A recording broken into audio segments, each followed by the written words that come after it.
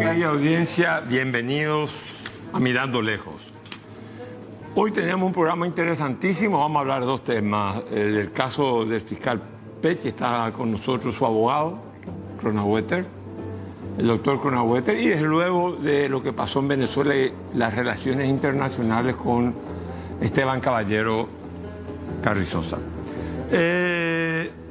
Pero quiero hablar de lo que pasó también en Venezuela y sentar una posición con respecto a este tema.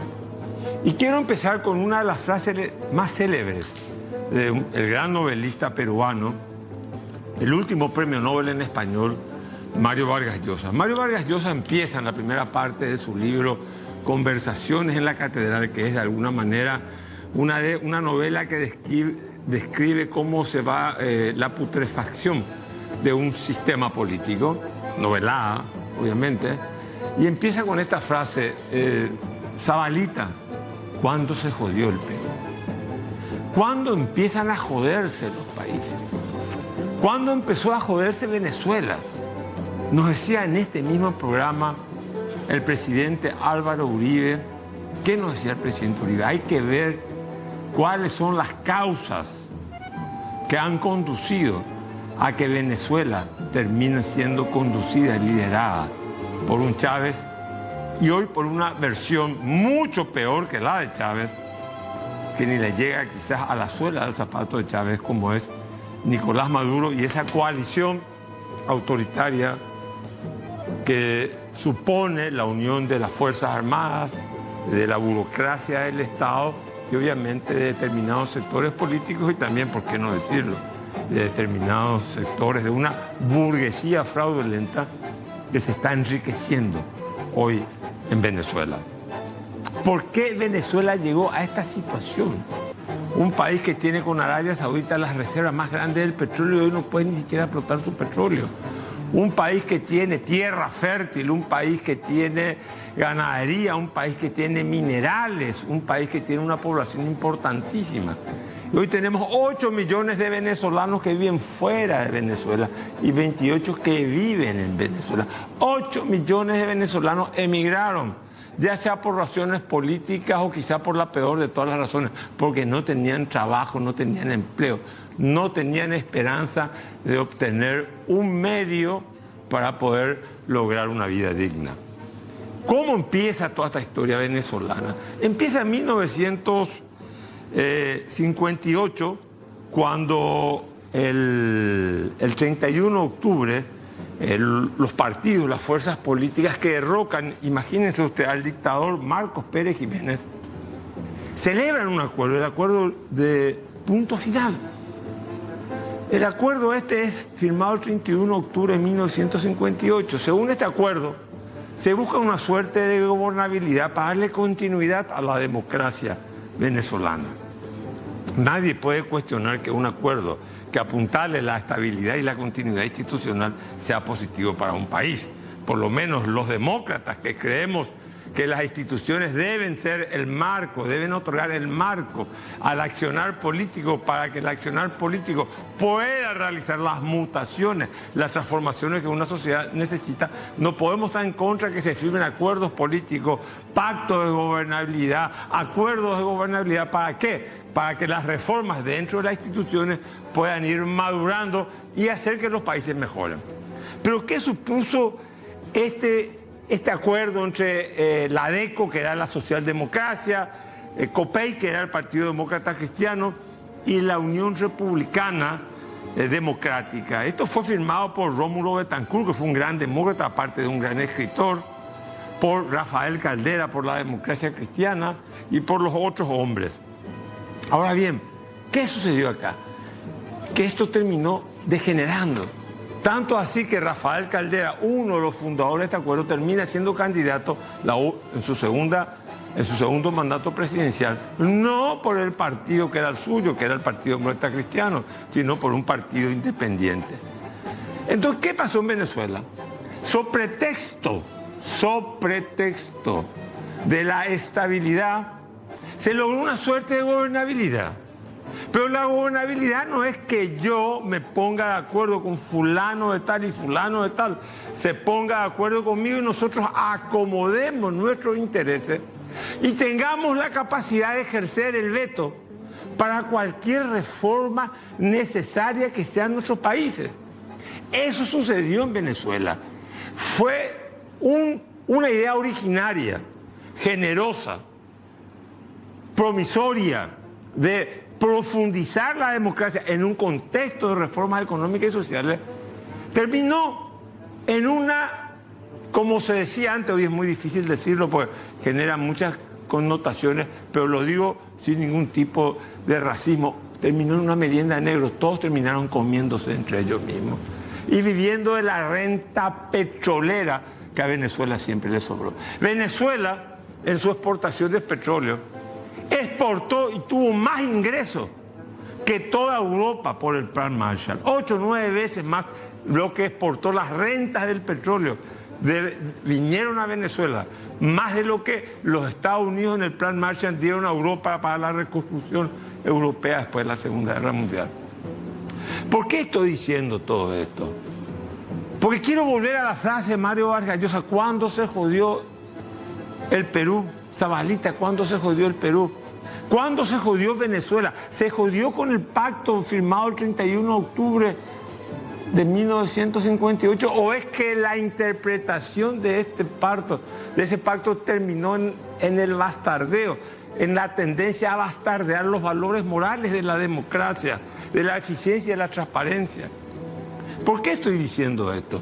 Porque me imagino que los venezolanos en el año 58, cuando festejaban la caída de Marcos Pérez Jiménez, no se imaginaban que en el 2024 iban a tener un dictador de la tipología de Maduro y un equipo de gobierno que, aparte de violentar la división de poder del Estado, no respeta algo que es tan sagrado en una democracia como es la expresión del voto popular.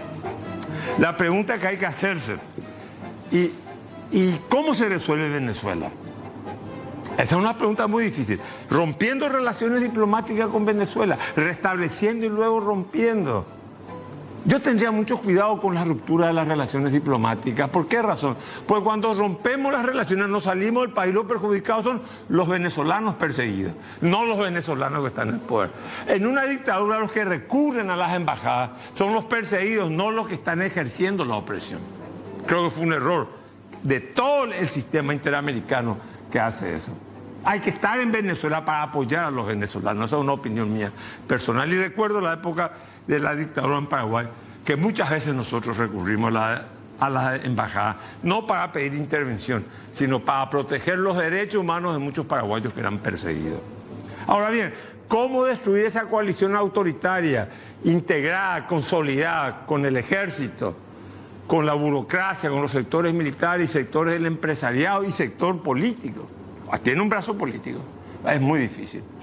El aislamiento internacional no existe, tiene el apoyo de alguna manera, está dentro de las coordenadas geopolíticas de Rusia y de China, Venezuela. ¿De qué sirvió aislarlo a Maduro hasta ahora? De nada. Maduro sigue ahí.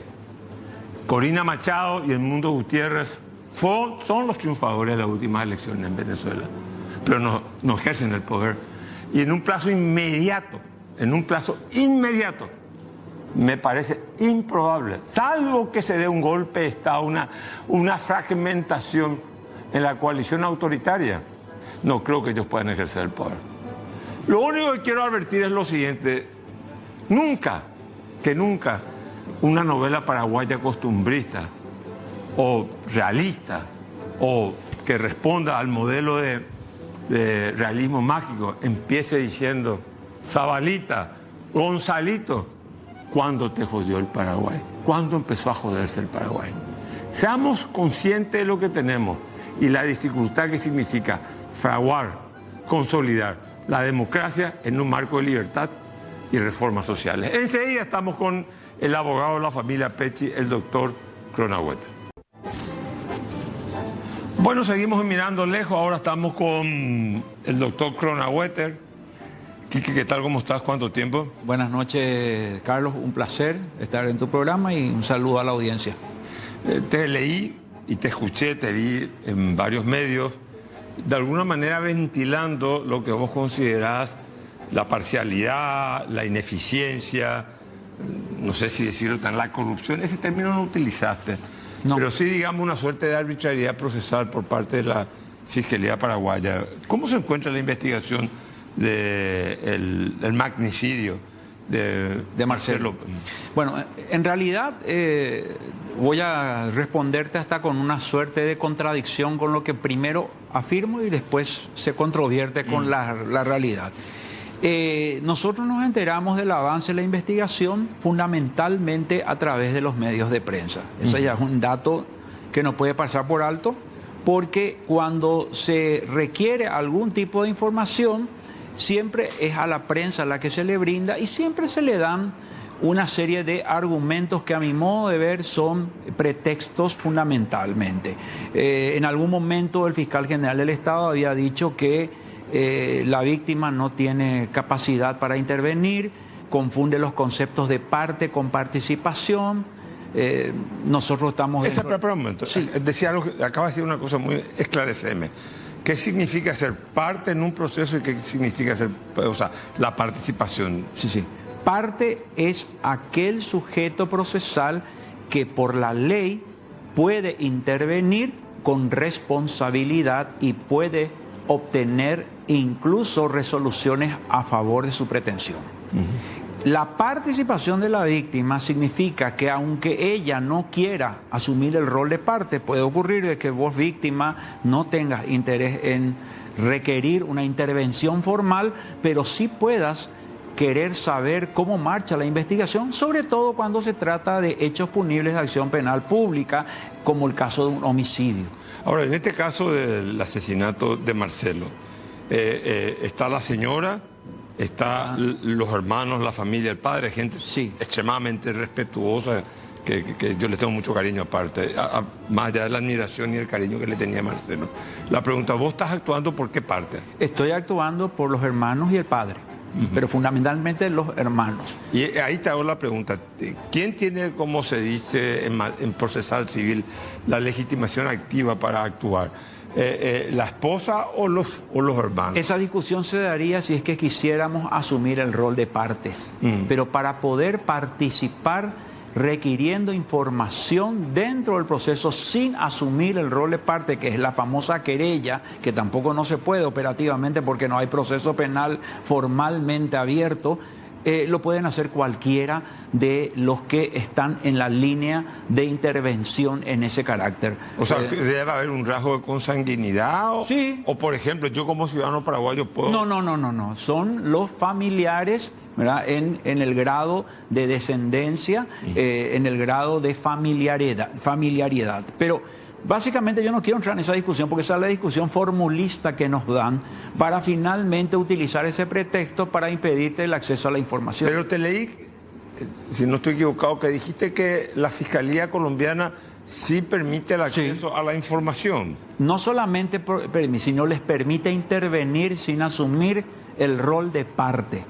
Es decir, en el caso de los juicios que se llevaron adelante y que terminó con la condena de los autores materiales del asesinato de Marcelo, los hermanos participaron con todas las garantías. Hay un abogado que representa a la familia y ellos han sido incluso advertidos de algunas de las salidas, como el caso del criterio de oportunidad con el condenado Francisco Correa, que luego fue asesinado, ¿verdad? Entonces, la participación se da en el marco de una legislación procesal muy similar a la nuestra, porque todas las legislaciones fueron modificadas a finales de los 90, lo mismo la colombiana como la paraguaya, y llamativamente se utiliza un argumento formulista, ritualista, para decirnos a nosotros no podemos proveerte información. El gran problema de esto, Carlos, es que a raíz de la muerte de Francisco Correa saltan una serie de informaciones. Pero déjame ir por parte, porque no quiero agotar. Esta, llamémosle, la indiferencia de la Fiscalía, según tu punto de vista, se debe a que hay intereses crematísticos, se debe a que hay una fuerte presión política o se debe a que hay afectados que pueden ser afectados por la investigación, que piden bajar el nivel del debate, o a qué responden? Yo creo que acá o a la incapacidad de la Fiscalía también. Yo creo por eso último. Yo creo que tenemos un Ministerio Público que ha crecido y al margen de eso la criminalidad organizada cada vez se ha mostrado más selectiva en cuanto a los modos operacionales para la comisión de hechos punibles, y yo creo que muchos de los operadores de la Fiscalía y de la Judicatura no están a la altura para enfrentar este tipo de circunstancias. Entonces utilizan estos vericuetos, que yo les llamo vericuetos procesales, de ponerte el pretexto de reservar la investigación, cuando que estoy seguro que en realidad no hay casi nada de lo que hicieron realmente en nuestro país. Pero, porque yo creo que para la Fiscalía el hecho de estar siendo cuestionada es un desgaste institucional, ¿o no? Y mira, yo si fuese el fiscal general del Estado y preocupado fundamentalmente por el prestigio y por el funcionamiento de la institucionalidad republicana, diría que estamos en una crisis. Ahora, a ver, acá se dobla la investigación. Por un lado, daría la impresión que en Colombia hay que investigar la materialización del crimen, del asesinato de Marcelo Pecci. Y en Paraguay la investigación se orientaría más a saber quién fue el autor moral, partiendo del presupuesto de que el autor moral es connacional, o sea, no un connacional, o puede ser un extranjero también, pero que la orden salió de acá. La orden salió de acá. Sí, básicamente esa era la estrategia que en algún momento dio a entenderse a la luz de todos los hechos. ¿Por qué? Porque hay condenados por autoría material y complicidad en Colombia, y lo que quedaría es el instigador o los instigadores. El problema es que en algún momento la Fiscalía General del Estado de nuestro país salió a decir de que también Colombia tiene que contribuir en la autoría moral o en quiénes fueron los instigadores.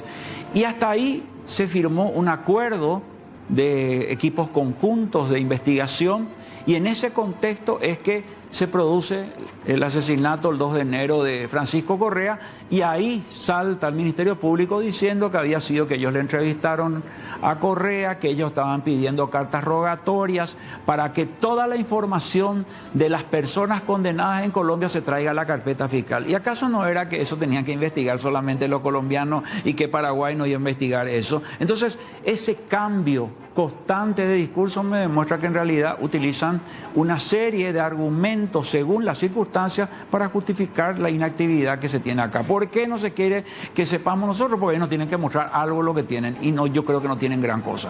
Bueno, vos hablaste de un secretismo inconstitucional. Sí. Creo que fue tu frase. Sí. Me imagino, te atribuyo a vos por lo menos. Creo. Sí. ¿Sí, verdad? Sí. Bueno, ahora bien, desde la lógica del que está investigando, cuando vos estás investigando, hay que poner sobre la mesa, hay que ser tan transparente, hay que ventilar toda la información que se obtiene, o todas las herramientas conducentes a imputar la responsabilidad de un delito a una determinada persona. Eso no está facilitando, digamos, a los que deben ser castigados. No, claro. Es que acá hay una tergiversación de lo que nosotros planteamos. Nosotros lo que planteamos es, primero, información sobre el avance de la investigación. Segundo, si ellos tienen soporte documental de algunas cosas que no están bajo la reserva de la actuación. Me explico. Nosotros mismos le dijimos, pero yo te pregunto... O sea, usted me está diciendo, las cosas que pueden ayudar al autor moral, no la comuniquen, no digan. No, le estamos diciendo, díganos a nosotros qué es lo que ustedes avanzaron. Y si nos dicen a nosotros, no te podemos decir que esta pista o esta teoría del caso alternativa que nosotros planteamos, no te podemos dar pauta porque estamos bajo el secreto de la investigación. Pero entonces yo no me puedo quejar, no, ahí no me podría quejar, porque entonces ellos me están explicando de que en realidad esa parte de la información no me pueden dar. Pero ellos lo que nos pueden decir es, toda la investigación es reservada y por ende es secreta, porque las actuaciones en ningún caso serán secretas. Entonces, desde esa perspectiva es inconstitucional por el concepto republicano que habla de la participación, y ni qué decir de la víctima, y más todavía en un hecho punible de crimen organizado como son las víctimas de Marcelo Pecci. Pero, siguiendo tu lógica, ¿A qué atribuís vos la actitud de la Fiscalía? Porque, digamos, lo más fácil sería, desde mi punto de vista, tener una comunicación fluida, porque los actores que más pueden deslegitimar a la Fiscalía son, digamos, las víctimas. Claro, que son los únicos identificados hasta el momento acá en Paraguay. En Paraguay, ¿verdad? Entonces, ¿cuál sería? No estoy pudiendo entender, porque tengo entendido que usted ha presentado un recurso, sí. Y el juez López lo rechazó. Lo rechazó el juez López prácticamente. Acá viene una realidad también, Carlos. La Corte nos hizo perder tiempo, tanto reclama la Corte Suprema de que los abogados son los que chicanean y que entonces las causas se eternizan. Bueno, la morosidad en este caso viene de la Corte y en un caso emblemático como el asesinato, el magnicidio de Marcelo Pecci. 3 meses tardaron para decir quién es el juez que debe atender una petición sustentada en una garantía. Y el juez Joan Paul López... ¿Quién fue la sala penal? La sala penal de la Corte. Imagínate. Nos tardan 3 meses para ver quién era el juez, porque se tiraban la pelota entre el juez Joan Paul López y una jueza de crimen organizado. Que no quería ninguno de los otros. Decían que uno era crimen organizado, otro era que no era crimen organizado. Imagínate a qué... Y yo creo que eso fue un elemento distractor para ganar tiempo. ¿Por qué? Porque esperaron prácticamente a finales de diciembre para que la Corte la habilite a Joan Paul López, y Joan Paul López me saca el 30 de diciembre, me saca la resolución para que luego empiece la feria. Yo lo mismo ya presenté el recurso en esta feria. Bueno, ahora está en proceso de tramitación y veremos si me resuelven en la feria. Pero según tu descripción de los hechos, habría una suerte de complicidad estructural de tanto Fiscalía como Poder Judicial paraguayo. No te voy a decir en proteger al crimen organizado, sino en establecer un modo vivendi con el... En mantener el status quo. En mantener el status quo. O sea, ya no es un problema solamente de la Fiscalía, es un problema del Poder Judicial. Por eso ahora, como se dice en términos futbolísticos, está la pelota en el ámbito de la Cámara de Apelaciones. Y acá viene lo más triste. Si hay algo que vos no le podés hacer a una víctima de crimen organizado, y eso ya lo dicen fallos reiterados la Corte Interamericana de Derechos Humanos, es la revictimización. Y la revictimización. Y la demora y el sufrimiento que se le da por no poder acceder a la verdad y por ende a la justicia es el sufrimiento equivalente a una repetición del hecho en sí que ha conmovido a la opinión pública. Entonces, ellos están actuando por omisión, sin quererlo, o porque están dentro de una lógica de que entre ellos se están cubriendo en el sentido de mantener el status quo, están revictimizando a la víctima, y eso es reprobable por todos los ordenamientos de la región. Entonces, yo creo que el gran dilema que tiene la Corte y el Poder Judicial de nuestro país es ponerse a la altura de lo que tanto proclaman de que ellos sí cumplen con los mandatos de la Corte Interamericana de Derechos Humanos, y que, digamos, y aquí yo utilizo una frase, digamos que lamentablemente el infortunio se enamoró del Paraguay, como decía Teodosio González. Pues este es infortunio que está sufriendo la familia de Marcelo, creo que no se merece. Todos los paraguayos. Matar a un fiscal, honrado, a un fiscal que honesto. Eso perjudica al paraguayo, no solamente, con todo respeto, sí, el dolor sentimental y afectivo de pero digamos, el costo institucional para el Paraguay es terrible. Terrible. De que se mata a un fiscal de una manera tan impune y de una manera tan turbia, digamos. Y que sus compañeros, sobre todo, como dijo la familia en el último comunicado, ya se le insta a los compañeros, a los que dicen ser sus amigos desde la Fiscalía, que ellos no digan, porque tienen autonomía, ya le digan al fiscal: vamos a cambiar el chip y vamos a decir, esto se puede investigar, esto se puede informar, esto no se puede informar por estos fundamentos, pero que nos den los fundamentos. La familia cuestionó que alguien en la Fiscalía rumoreó y dijo que no, los Pecci estaban haciendo esto porque querían cobrar una recompensa. El fiscal general del Estado en un momento determinado, en un exabrupto, salió y dijo que en todo caso ellos acudan a la recompensa que ofrece los Estados Unidos para saber sobre la autoría de los que ordenaron el asesinato a Marcelo Pecci. Es hiriente. O sea, hay una serie de exabruptos y hay una serie de dislates en esto que tienen que ser rectificados. Y lo peor de todo es que ellos no responden con el silencio. Y cada vez que ellos hablan como diciendo: los abogados están llevando por un canal distinto. Yo no estoy hablando solamente como abogado, estoy hablando como ciudadano y como hombre de derecho que justamente como trabajé en el Código Procesal Penal, si hay algo que nosotros reivindicamos es el derecho de acceso a la información en el proceso penal, siempre y cuando no se ponga en peligro la reserva de actuaciones para dilucidar el hecho, pero fundamentalmente para proteger a la víctima, hacer mínimos los dolores y sufrimientos. Ahora bien, el asesinato de Luis Correa Galeano, el que distribuyó el dinero y asignó el trabajo... El cerebro. El cerebro de la operación, de operar in situ en Barú, en Cartagena. ¿Fue, algunos dicen, una limpieza de archivo o crees que fue una cuestión de la dinámica interna de las cárceles donde también la gente se mete un cuchillazo porque sí, es una cosa habitual, eso no es que sea... ¿Cómo ves vos? ¿Cómo quema archivos? De acuerdo a lo que dijo, yo en ese sentido no voy a apartarme de lo que dijo el abogado de la familia de Marcelo en Colombia, que es el doctor Francisco Bernate, que es un prestigioso litigante allá.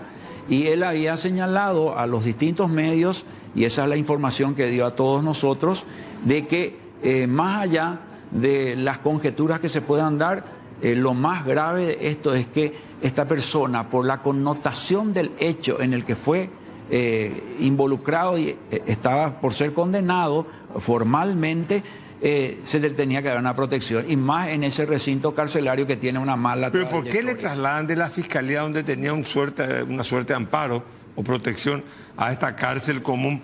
Porque también leí que la ministra de Justicia afirmó que él no tenía el estatus de protegido. Es que No era un prisionero protegido bajo un régimen especial. no sé si vos te das cuenta, Carlos, que cuando se produce el hecho, sobre la base de la consecuencia, uno trata de evadir la responsabilidad. Más allá del estatus formal o no de la protección, se sabe perfectamente a quién mandó matar y quién organizó el crimen de Marcelo Pero Pérez.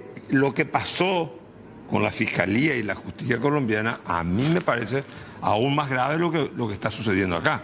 No. Porque digamos que el cerebro, el hombre clave, dejarlo que se lo mate de esa manera tan burda, con ese traslado, también, digamos, podríamos resbalar la idea de que hay una suerte de complicidad estructural de la Fiscalía y de la justicia colombiana. No, yo creo que esta es la demostración de lo que es el crimen organizado. ¿Sabes cuál es el mensaje? No, Te está diciendo... pero lo sacan de un lugar donde tenía un amparo. Y eso va a dilucidar la lleva a la ley de la selva. Eso está bajo investigación. O sea, obviamente eso le compete a Colombia, no a Paraguay. Pero lo que te quiero decir, el mensaje que yo saco de acá es: tenemos ojos y oídos y operaciones en todas partes. Donde estés, nosotros vamos a hacer lo que queramos. No solamente un mensaje para los otros, sino podría ser un mensaje para los propios fiscales, para que digan: esto podemos hacer donde queramos. Entonces es un mensaje nefasto, y sobre todo aquí es donde vos tenés que demostrar la valentía. A ver, lo que vos me estás diciendo, el asesinato a Marcelo Pecci, más allá de su trayectoria corajuda y de una honestidad diamantina, digamos, a Marcelo Pecci se lo asesina para decir, bueno, cuidado, que esto le puede pasar a cualquiera. Sí. Y ahora lo matan a digamos, al cerebro que iba a ser, iba a desembuchar. En el mundo. No sabemos eso, la verdad que eso estaba... pero bueno, se suponía que podía hacer algo. Podían, esa es una especulación. O sea, también lo que quiere demostrar el crimen organizado, yo entro donde quiero matar. Y en el lugar que quiera. No es una cuestión de frontera. O sea, ¿es ejemplificador? Sí, yo creo que sí, es terrible. Es terrible. ¿Por qué lo mataron a Marcelo Pecci? Ya conocemos que era un hombre, como dije, honesto, pero ¿por qué a Marcelo? Yo te hago una cuestión, te hago una pregunta. Y te contesto con una pregunta. ¿Qué es lo que haría yo si fuese el fiscal que estaba investigando el asesinato de Marcelo? Lo primero que evaluaría son todas las carpetas de investigación que tenía a su cargo.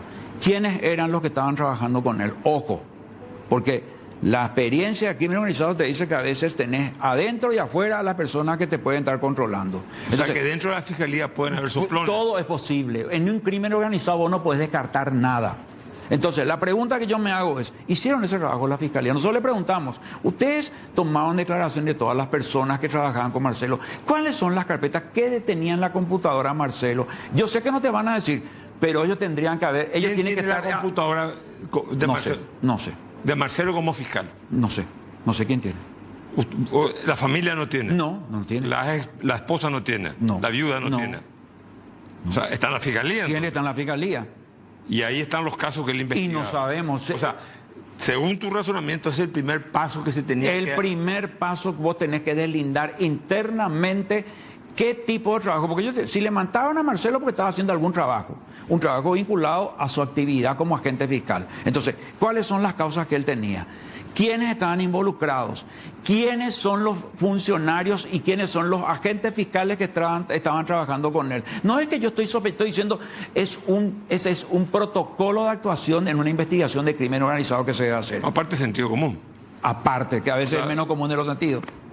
Bueno, Quique fuerza en esta causa, no solamente por reivindicar a Marcelo, sino creo que es que se esclarezca que el autor moral y los autores materiales sean castigados. Explico, el autor moral y los autores, los ejecutores del crimen, eso va a sanear las instituciones en el Paraguay y le va a dar coraje a muchos fiscales, porque hay que tener coraje también para ejercer esa función.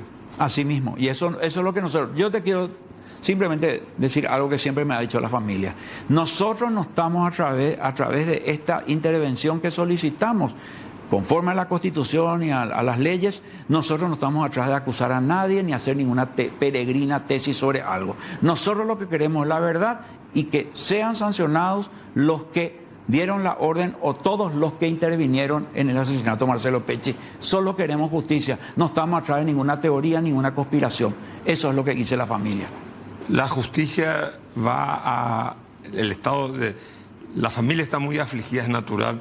Le va a dar cierta tranquilidad a la familia y a todos. Yo suelo decir, porque yo trabajé mucho escribí mucho sobre la víctima. Si hay algo que siempre te dicen las víctimas al final del camino, cuando hay una sentencia, te dicen, no se recupera la vida, pero podemos decir que empezamos el duelo con tranquilidad. Ellos no tienen duelo y necesitan esa esperanza. Quique Cronenbote, muchísimas gracias. Igualmente a vos. Respeto mi admiración de siempre. Igualmente para vos. Mi abogado una vez, ¿te acuerdas? Sí, claro que sí. Te agradezco, Carlos. Muchas gracias, igualmente. Encantado. Bueno, seguimos mirando lejos. Ahora vamos a hablar de la política internacional. Generalmente los paraguayos creemos que el mundo no nos debe interesar, pero todo lo que pasa en el mundo influye en el Paraguay. Esteban Caballero, ¿cómo estás? Muy bien, muchas gracias por la invitación, Carlos. ¿Qué pasará? ¿Qué te parece? ¿Cuál es la salida en Venezuela? Te pregunto no solamente como especialista en relaciones internacionales, sino como politólogo, internamente. ¿Cómo estás viendo? A ver, la presión internacional no tuvo el efecto esperado, ya tiene varios años. Romper las relaciones diplomáticas no tuvo el resultado esperado. El embargo no tuvo el resultado. ¿Cómo uno se deshace de esa coalición autoritaria? Bueno, justamente estábamos hablando sobre eso la última vez que tratamos el tema contigo, ¿verdad? En esa ocasión decíamos que una de las posibles alternativas era el quiebre del bloque en el poder, ¿verdad? Que se forme un ala blanda, digamos, pro transición y que logre eso romper la disciplina de las Fuerzas Armadas y que haya una suerte de golpe democrático, por decirlo de algún modo, ¿verdad? Eso no ocurrió desde julio hasta ahora, y evidentemente que sigue siendo, yo creo, la única alternativa, digamos, para poder ir abriendo camino. Es decir, que la solidez, digamos, de esa alianza cívico-militar policial que le llama Maduro se descomponga por algún motivo. Contradicciones internas. Por contradicciones internas, ¿no? Por ambiciones, por reflexiones respecto a cuál va a ser el futuro, porque también tenemos que tener en cuenta que en esta ocasión, digamos, hubo de la parte, digamos, de la oposición, la presentación de una fuerza más unificada, porque claro, siempre la oposición venezolana ha sido muy fragmentada, con muchas contradicciones, y eso la debilitaba. Ahora digamos, salió muy fortalecida el liderazgo de María Corina Machado, que realmente es una suerte de heroína, digamos, porque aguanta y es la que está ahí, y yo chapó, digamos, por su comportamiento y por su liderazgo, ¿verdad? Entonces, tiene huevos la pendeja. Tiene huevos la pendeja, sí. Y esa fuerza, yo creo que está planeando continuar, viendo qué posibilidades se le van presentando en los próximos escenarios, todavía escenarios electorales, porque justamente en el discurso, digamos, de toma de posesión de Maduro habló sobre las próximas 3 elecciones, vamos a decir, aunque también habla de una reforma constitucional. Entonces, esa existencia de una oposición más unida también puede ir incitando, digamos, a ese quiebre. O sea, digamos, la oposición, como hizo la oposición en Chile, aceptó las reglas de Pinochet y le ganó a Pinochet en las reglas. Sí, en las reglas de Pinochet, con la Constitución de 1980. Sí, sí. Pero en Venezuela parece que las reglas del régimen de Maduro, o del régimen chavista, o de bolivariano, como quiera llamarle, no se cumplen. Pinochet cumplió, entregó el poder. Sí, sí. Pero acá no se da eso, no se reconoce el triunfo de la oposición. No, para nada, y de una manera bastante evidente por no mostrar las actas, nunca intentar probar lo que decía el Consejo Nacional Electoral de que había ganado Maduro. Es evidente que no fue así, y también esta vez la oposición tuvo la inteligencia, vamos a decir, porque el detalle ese de haberse organizado para recoger las actas de escrutinio de cada mesa fue clave en todo este proceso. Y te da una lección, porque ganar una elección en condiciones de una deriva autoritaria implica un esfuerzo mucho mayor en términos de control electoral, ¿verdad? Entonces, se organizó. Se organizó. ¿Pero por qué no tuvo capacidad de movilización? Se esperaba que iba a haber una gran movilización. Sí. ¿Hay una gran decepción, te parece? No, yo creo que hay miedo, hay agotamiento, o sea, yo creo que ellos intentaron hacer como un dúo, vamos a decir, María Corina Machado convocando una amplia movilización masiva que si lograba, digamos, marcar un giro, podría traer a González Urrutia a Venezuela y entrando y todo. Esa táctica o estrategia no resultó. Se hizo la manifestación, pero no fue en los números que se esperaba, ¿no? Ahora, ¿cómo se explica? El mundo, salvo, dejemos de lado China y Rusia, que tampoco no creo que tenga una incidencia tan determinante en Venezuela como se quiere atribuir, la influencia china, rusa y de Irán. Pero está Estados Unidos, Petro cuestiona, América cuestiona, pero sin embargo tenemos 4 actores, países relativamente pequeños, uno de medio, ya un David contra Goliat como es Cuba, Nicaragua, Honduras, que apoyan a Venezuela de manera incondicional. Bolivia también, sí, de manera incondicional. Sí, pero son países, digamos... No han hecho un reconocimiento crítico como dicen haber hecho tanto Lula como Colombia. Pero tenés Estados Unidos, tenés Europa, tenés Canadá, tenés Brasil. Sí. Cuestionando, Petro cuestionando, no justificando la intervención, pero sí cuestionando el proceso electoral. Claro. ¿Y cómo es que estos países están pidiendo? Cuba tiene tanta influencia, según se dice, en la política venezolana, en los servicios de inteligencia, que aparentemente serían un control sobre el ejército. ¿Qué sabes vos de eso? Bueno, la gente sabe que Nicolás Maduro tuvo un periodo, digamos, de formación en Cuba, ¿no? Y ahí él aprendió un poco lo que es la organización del poder al estilo cubano. Y eso consiste en tener tanto una estructura, digamos, policíaca y militar sólida, unida, vigilada. Eso es importante porque el tema de la inteligencia, la contrainteligencia, muchos de los presos políticos que estaban eran o militares, exmilitares.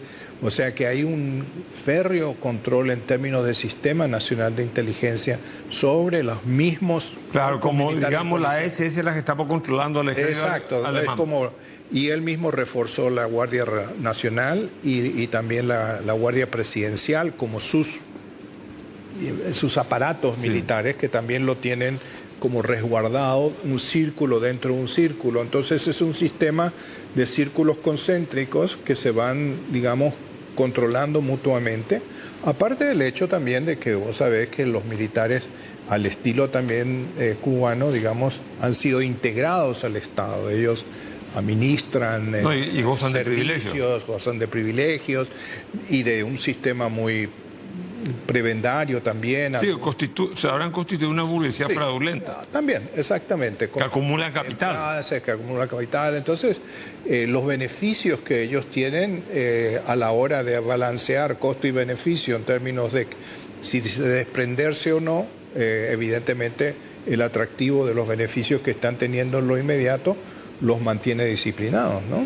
En este contexto internacional donde se demostró, digamos, que la influencia, el factor exógeno no es determinante, ¿sirve o no sirve la ruptura de las relaciones diplomáticas? Dejar a Venezuela aislada, o sea, excluirla del sistema interamericano, que también está en crisis, pero más allá de eso, y que esté muy cerca de determinados países y lejos de otros países que tienen una mayor vocación democrática, como en este caso. Sí. Mira, yo coincido un poco con la línea en tu editorial de inicio, ¿verdad? O sea, yo me pregunto, Paraguay, Panamá, todos los que han... Argentina no reconocido y reconocido a Gonzalo Urrutia, de repente pienso, vamos a entrar otra vez en la historia de Guaidó y el Grupo de Lima, digamos que fue un fracaso total. Claro. Un fracaso total. A mí me parece que ese reconocimiento crítico, me inclino más por el reconocimiento crítico expresado por Brasil, expresado por Colombia y también en cierto sentido Chile, que tampoco ha hecho, digamos, no reconoce pero no reconoce a González Urrutia, ¿verdad? Entonces es como hay que mantener relaciones de Estado. Yo creo que ese es un tema importante, sobre todo en el caso de países fronterizos como Brasil y Colombia, porque no solamente es vos dañás a los venezolanos dentro de Venezuela rompiendo. También tenés que tener en cuenta que esos 8 millones de venezolanos que están repartidos por el continente también necesitan de repente servicios consulares, poder viajar, lo que le pasó a algunos venezolanos que se quedaron acá trancados justo cuando el embajador se fue, ¿verdad? Y ciudadanos que no tienen nada que ver en cierto sentido, ¿verdad? Los que emigraron para ganarse la vida. Sí, exacto. Y de repente quieren volver a visitar. Entonces, vamos a ver cómo evoluciona eso, porque si es una réplica de lo Guaidó, me parece un poco, no tiene mucho sentido, digamos, y también, como decís vos, no es un aislamiento total, o sea, Irán, China, Rusia, México Turquía. también. No, México, digamos, se mantiene como crítico, ¿verdad? Pero no rompe las relaciones. No rompe las relaciones, tampoco, no, exactamente. Tampoco. Entonces, ellos están abriéndose a negocios y transacciones con esos países. No olvidemos que vos sumás India y China, es la mitad de la población del mundo, vamos a decir, ¿verdad? Claro. Son mercados enormes. Ahora, se habla de un acercamiento post-20 de diciembre que asume Trump, un acercamiento Putin, Estados Unidos, Rusia.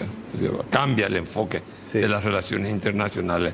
La guerra de Ucrania está perdida, Ucrania perdió, fue destruida, en fin, no quiero entrar en ese tema, pero un diálogo más fluido entre Putin y Trump podría tener una influencia en el caso venezolano.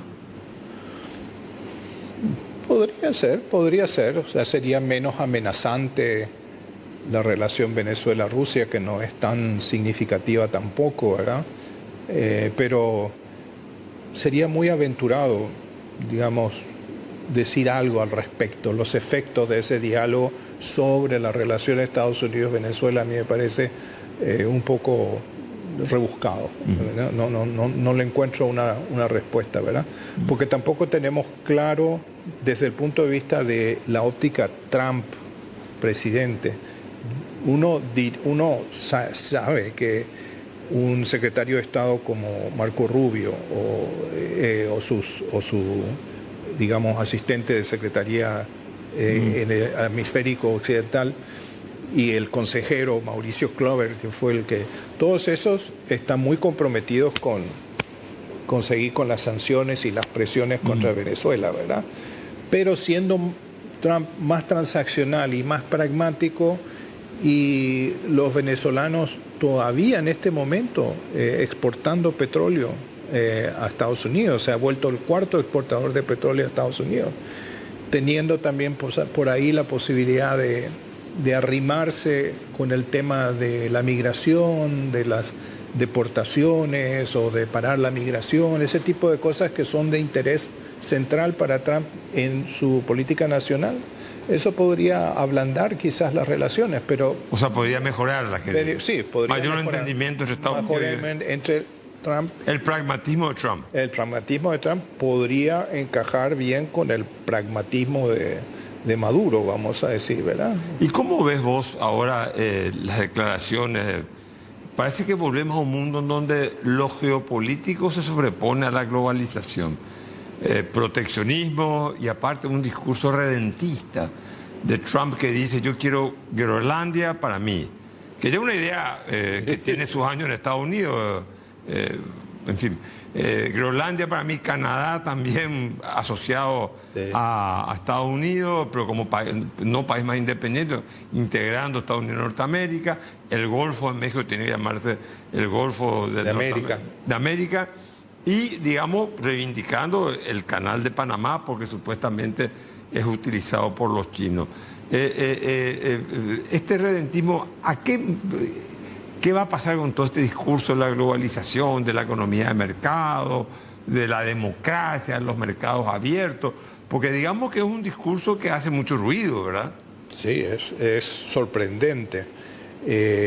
Yo creo que hay que separar un poco estas ideas, digamos, expansionistas y claramente imperialistas, digamos, que ha puesto en el tapete en términos de comprar Groenlandia o tomarla o volver a tomar Canal de Panamá, Cuba. O sea, algunas de las voces que yo escucho en términos de el análisis de esa es que esto, y no quiero vulgarizarlo, pero se parece un poco, ¿te acordás?, respecto a su discurso sobre que los inmigrantes haitianos se están comiendo los perros y los gatos en ese pueblo de Ohio, y que eso distrajo la atención y alimentó a los medios, digamos.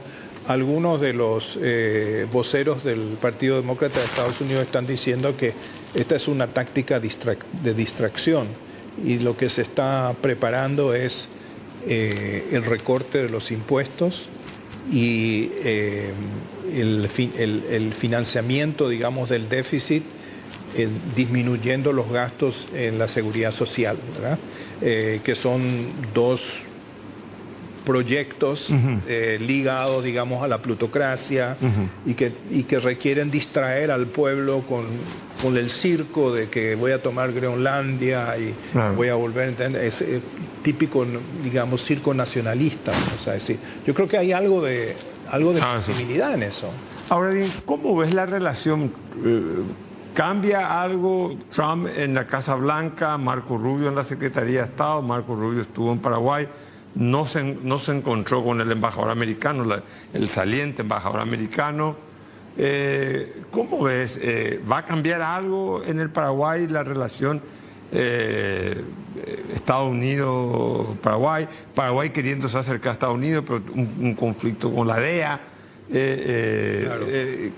¿Cómo estás viendo ese ambiente? No, yo creo que van a mejorar las relaciones, ¿verdad?, con Estados Unidos, seguro.